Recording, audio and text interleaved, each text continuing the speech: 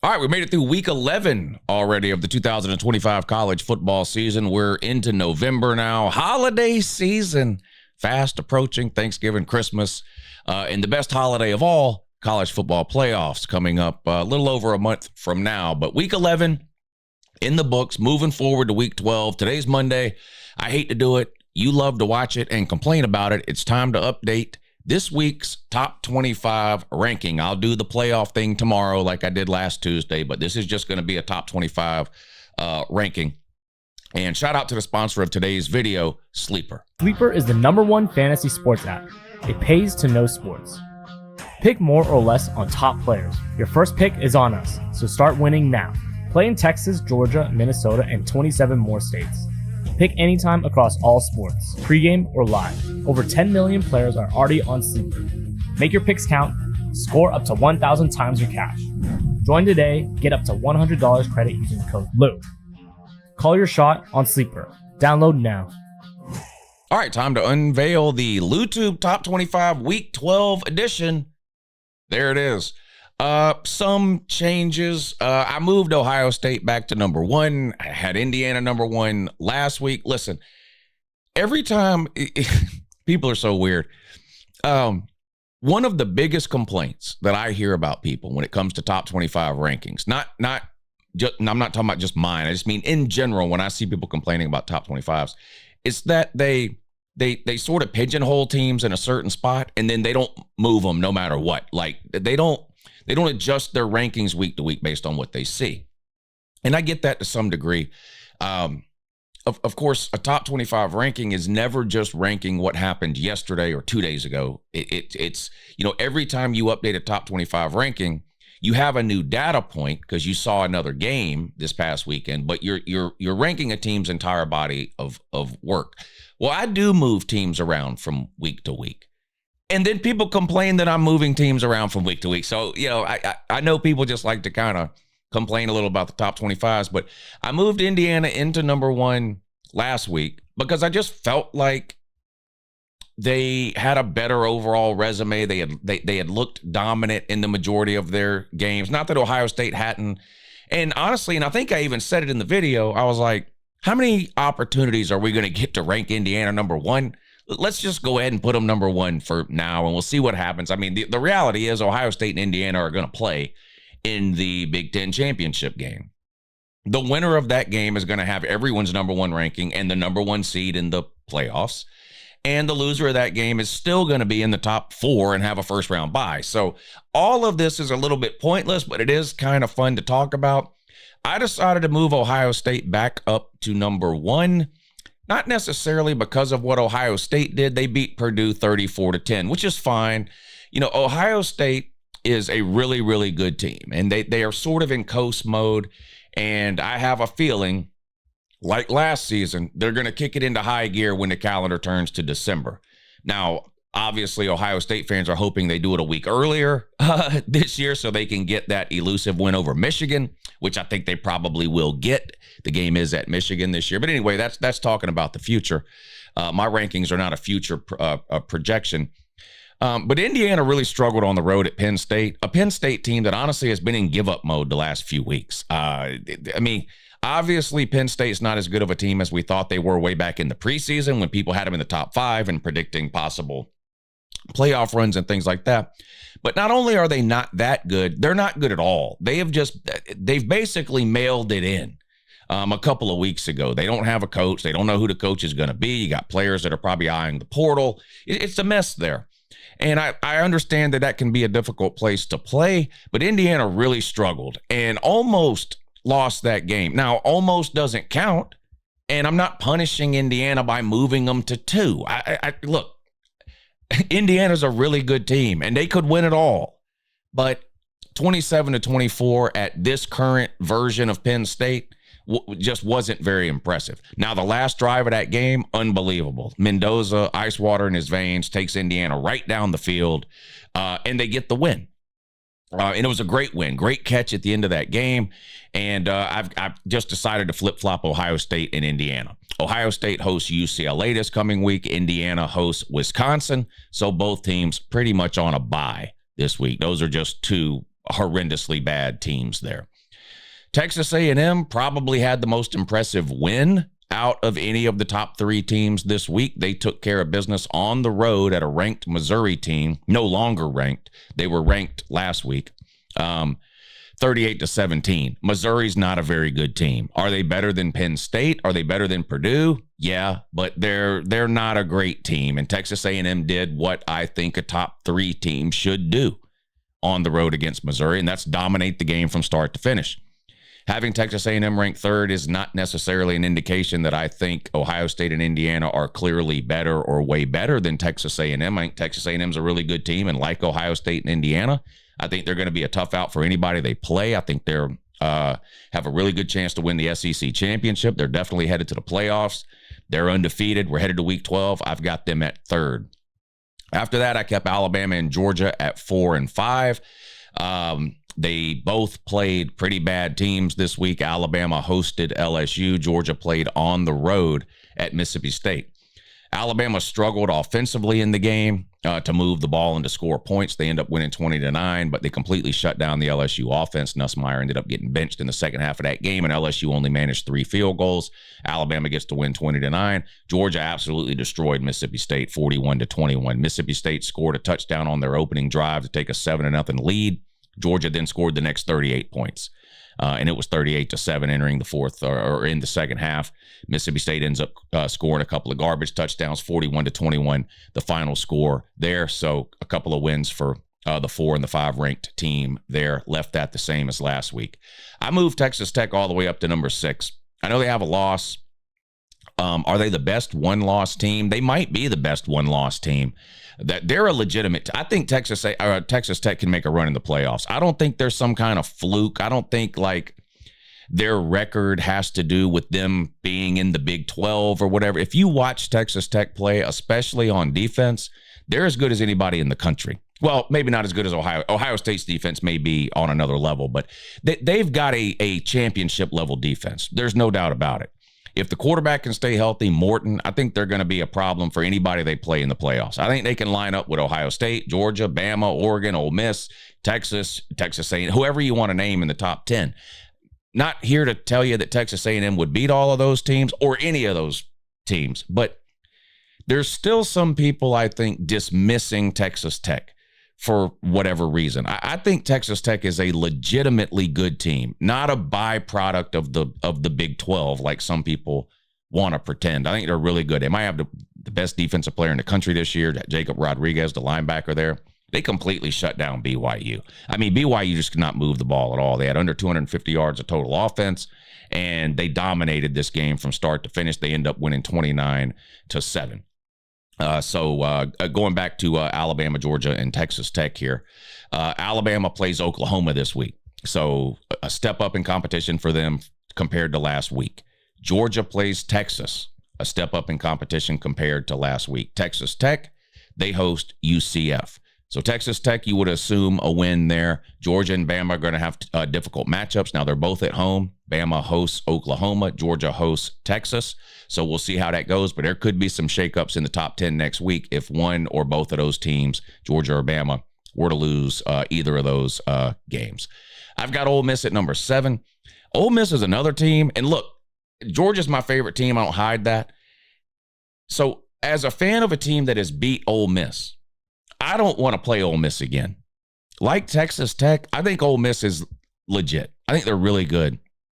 And I thought, and some other people have thought, that over the last couple of weeks, they may start to slow down or stumble a little. It happened last year, right? They lost that game to Florida in November.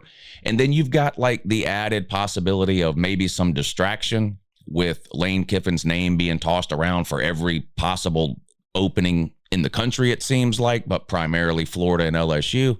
And you just kind of wonder, like, you know, does Lane have his head in the game type of deal? Well, if he's distracted at all by the coaching search rumors that are out there, it's not showing up on the field. Now, they played a terrible Citadel team this week. I understand that, but they beat them 49-0. I mean, they're not showing any signs of slowing down. Last week, they beat Oklahoma.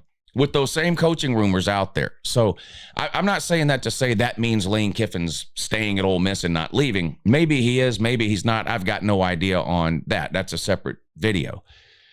But whether he's considering leaving Ole Miss or not, the coaching staff and the team do not appear to be distracted at all by sort of the never-ending rumors and stories that are put out about Lane Kiffin possibly leaving Ole Miss to take another job somewhere. They just keep rolling. They're a dangerous team, especially offensively. They do have some defensive liabilities, but I think they can score with anybody. They're a legitimately good team, and they appear headed to the playoffs as well, sitting with just a 1 loss right now, and they've got a very manageable schedule the rest of the way. They should finish 11-1 and probably are going to host a home playoff game. But I've got Ole Miss sitting right there at 7. Who do they play this week? They play Florida. Florida's in complete give-up mode. I mean, they got blown out on the road at Kentucky this past week. What do you think the Lane Train and Ole Miss is going to do to them? Interesting game there because, of course, his name has been associated with the opening at Florida. And last year, Florida is the team that kept Ole Miss out of the playoffs. Ole Miss was sitting on 2 losses at this time last year and ended up losing to Florida, a 3rd loss. And that was it for them. They missed the playoffs. They were one of those bubble teams on the outside looking in. I don't think that's going to happen this year. They should roll there. After that, I've got Oregon. I really haven't changed my mind on Oregon. Now, they did go into Iowa and they got the win. And I said last week, I need to see Oregon do something. And they did something. They beat Iowa. And it was a messy game, a sloppy game, a downpour. I mean, an absolute monsoon. And they came from behind, much like Indiana did, and got the win on the road. And in the end, that's all that matters. But in terms of sort of trying to judge Oregon, where do they slide in amongst the sort of top tier teams in college football this year? They still look to me more like Texas, Oklahoma, BYU, Georgia Tech, that range of teams. They look more like that than they do Ohio State, Indiana, Texas A&M. It's just when I watch Oregon, it seems like something's missing. And I know they've got the injuries at the wide receiver, and they're trying to get some of those guys back, and maybe they will, and maybe that'll make the difference. But I think Oregon's a good team. They've got a tough schedule remaining. They still got to play Southern Cal and Washington. They play Minnesota this week. You would think they can win that one. It's a home game. But there's still a possibility Oregon drops another game before the end of the year. And then the question is going to be, especially if they lose to Southern Cal, who is sitting on 2 losses right now, what do you do with a 10-2 Oregon that lost to a 10-2 Southern Cal? Because I don't know that there'll be room in the playoffs for both of them. But anyway, it's going to be an interesting last few weeks of the season for Oregon. But right now, I've got them sitting there at number 8. BYU, I didn't drop that much because I think Texas Tech is a legitimately good team. And because we're in week 12 now, and BYU only has the 1 loss. I mean, that's the reality of the situation. Now, a lot of doubters with BYU. I'll raise my hand. I'm one too. So if this is too high, don't worry. They'll drop another game. This is what they did last year, right? They were 8-0 last year and ranked in the top 10, and they played themselves out of everything during the month of November. If that's the case, then they'll do that again. But right now, I've got them at number 9, still sitting with just the 1 loss after taking their first loss of the season on the road at what I think is a really, really good Texas Tech team. I've got Texas at 10. They've got 2 losses.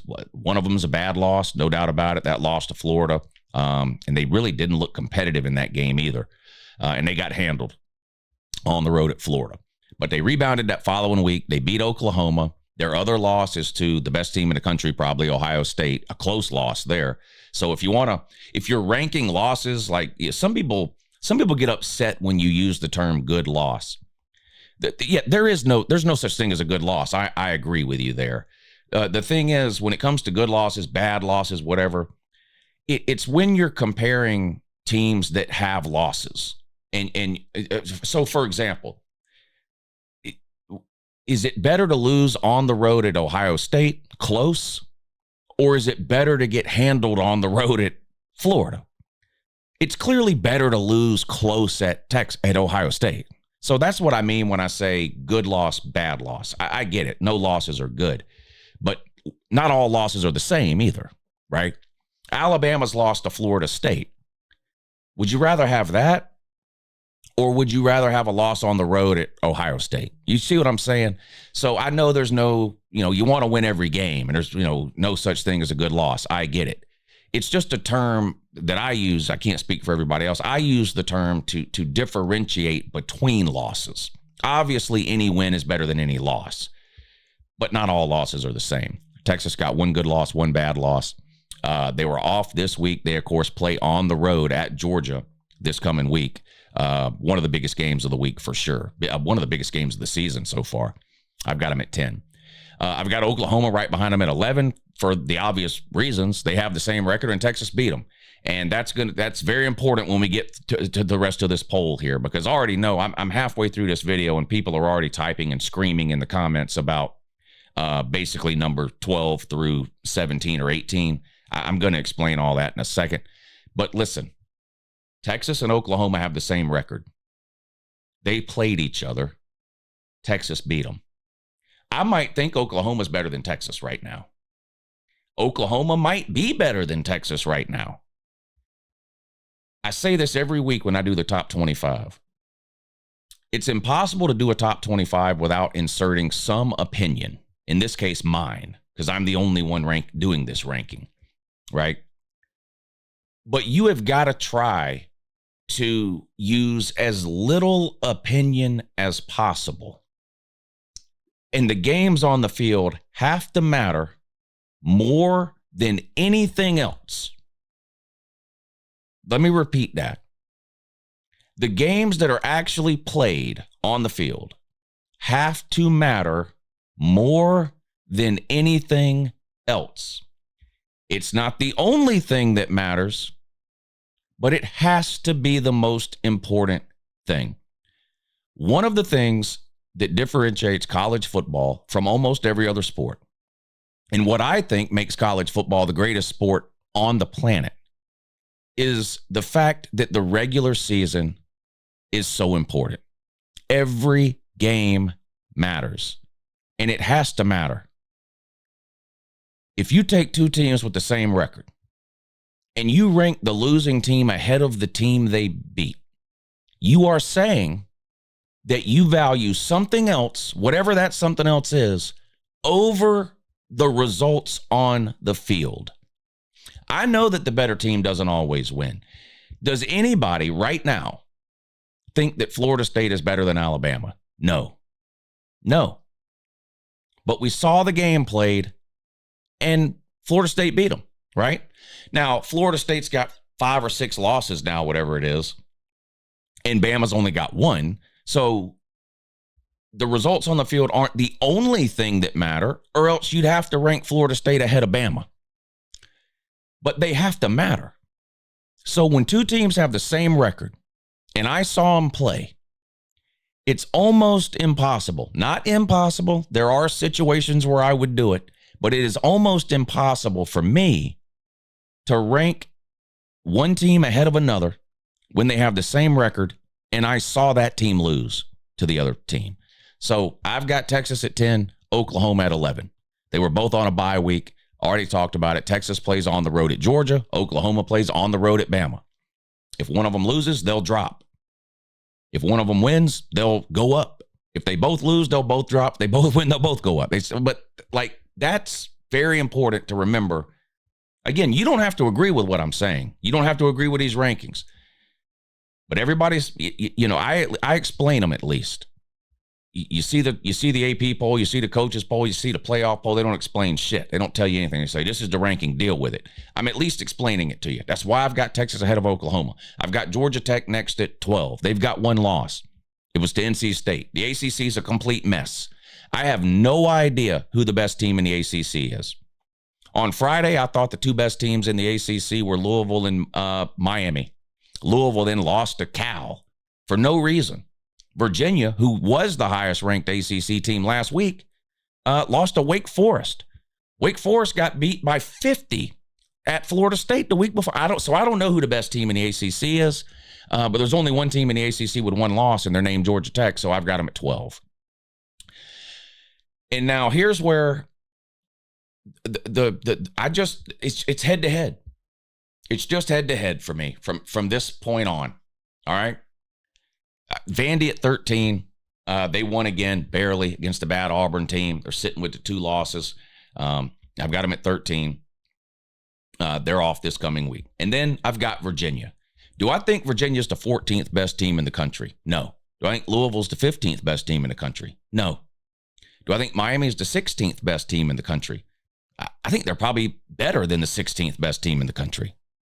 Okay? I think Virginia and Louisville are worse. I think there's more than 15 teams better than Virginia and Louisville.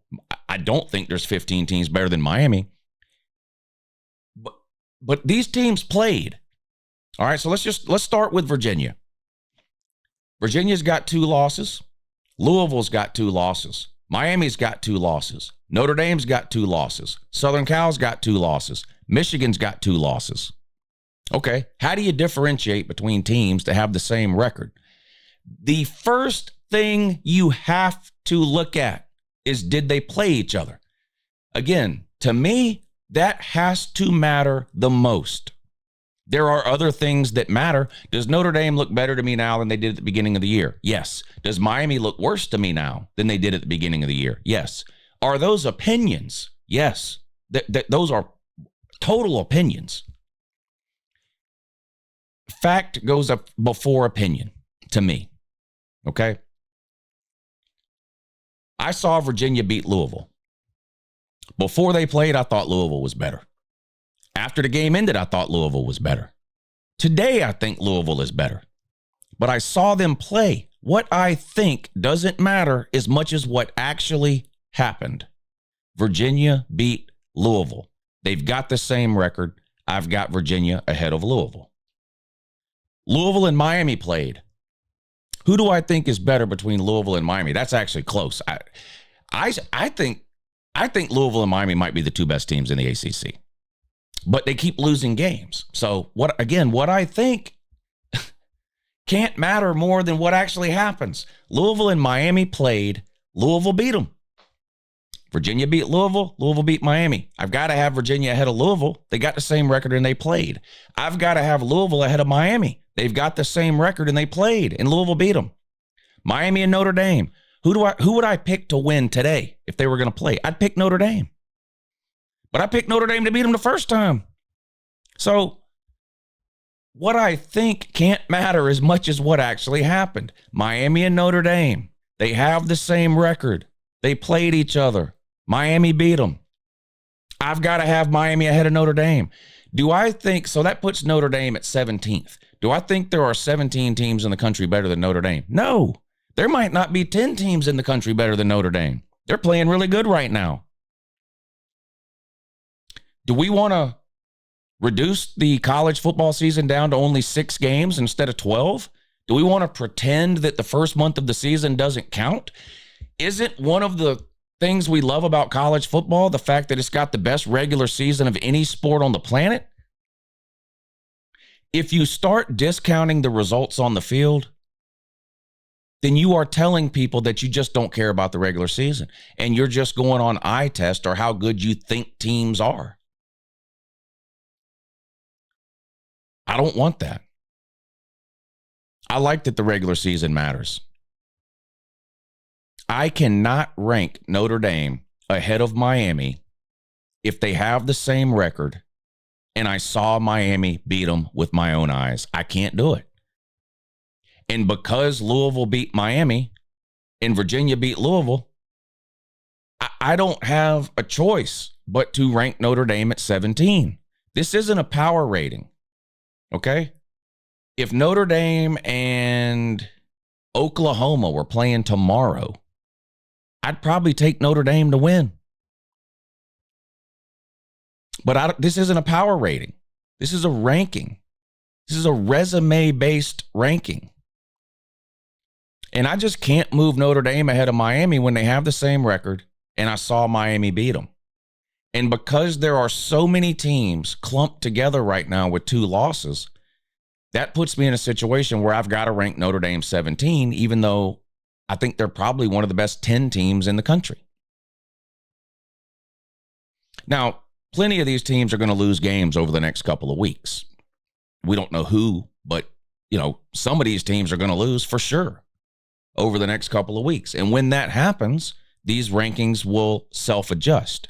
Once Miami has more losses than Notre Dame, then head-to-head, although it will still matter, it's not the only thing that matters. Your overall record matters too. So as soon as Miami loses another game, I can move Notre Dame all the way up to 10 or 11 if I want, because they didn't play any of those other teams, Virginia, Louisville, Miami. So I know that's going to make a lot of people mad that I've got Notre Dame at 17, and all I can do is explain it to you the best I can, which is what I just did. I value the results on the field more than anything else. It's not the only thing that matters, but in my mind, it's got to be the most important thing. So I've got Notre Dame at 17. Notre Dame plays Pitt this week. They're on the road at Pitt. So that's Notre Dame's, believe it or not, that's Notre Dame's, that will be their third best win of the year.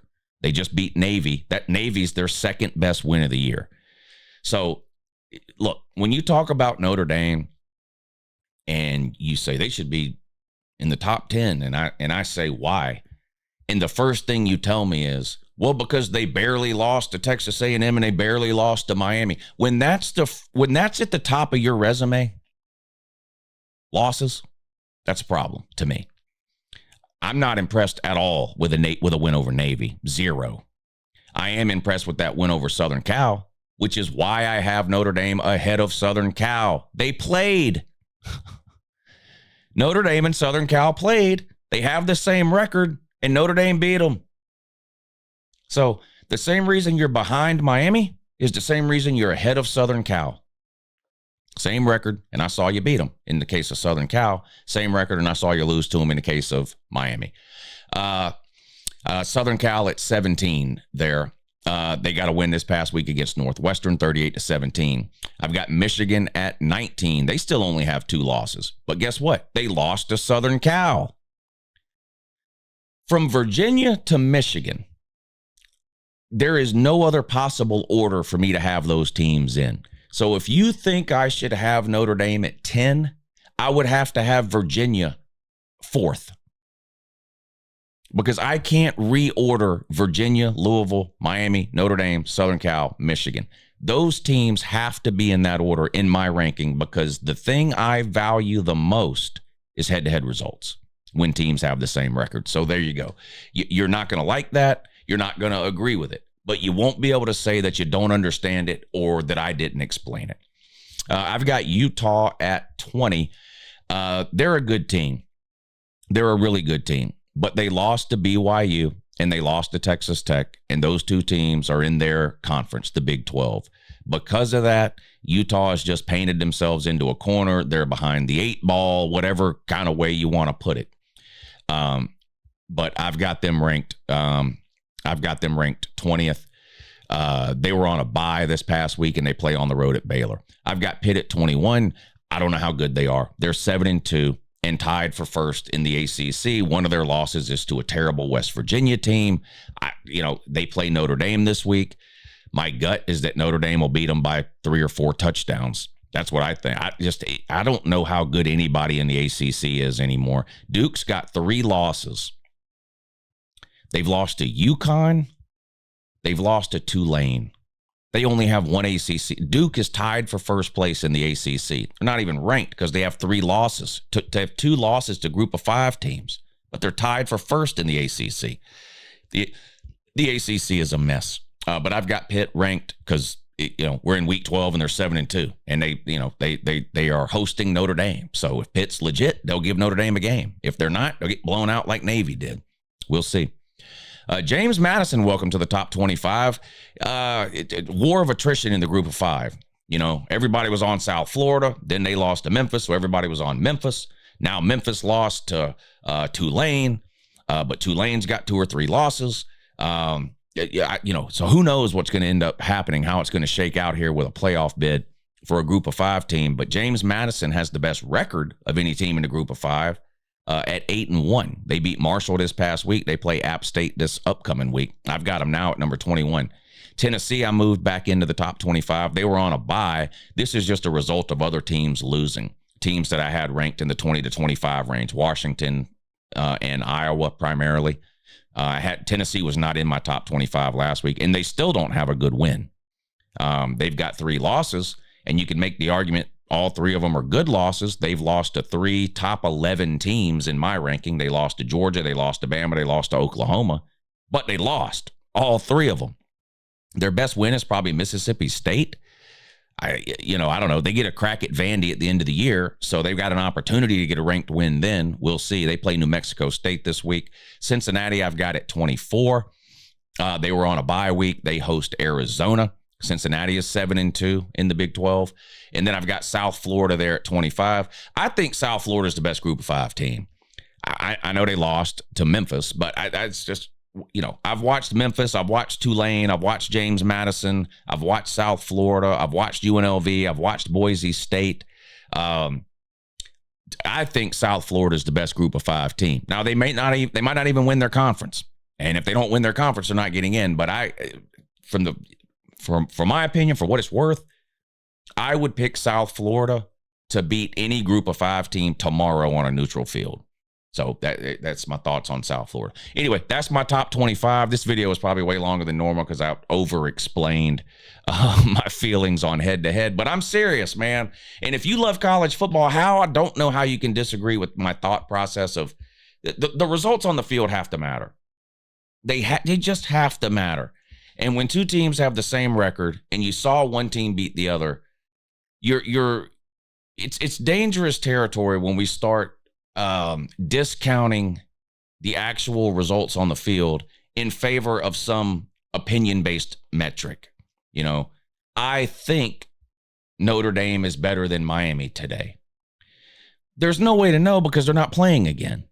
This isn't baseball where you play a 3-game series. We saw Notre Dame and Miami play. Miami beat them. Now, I think Miami is going to lose more games. And when they do, then we can move Notre Dame up. But until that happens, I can't move Notre Dame ahead of Miami. Just like I can't move Miami ahead of Louisville, can't move Louisville ahead of Virginia, can't move Michigan ahead of Southern Cal, can't move Southern Cal ahead of Notre Dame. I know that's going to upset a lot of people, but that's, to me, results on the field matter more than anything else. All right, there you go. That's the top 25 for this week. Comment down below and let me know what you think. I'm kind of afraid to read the comments. But anyway, have a good morning.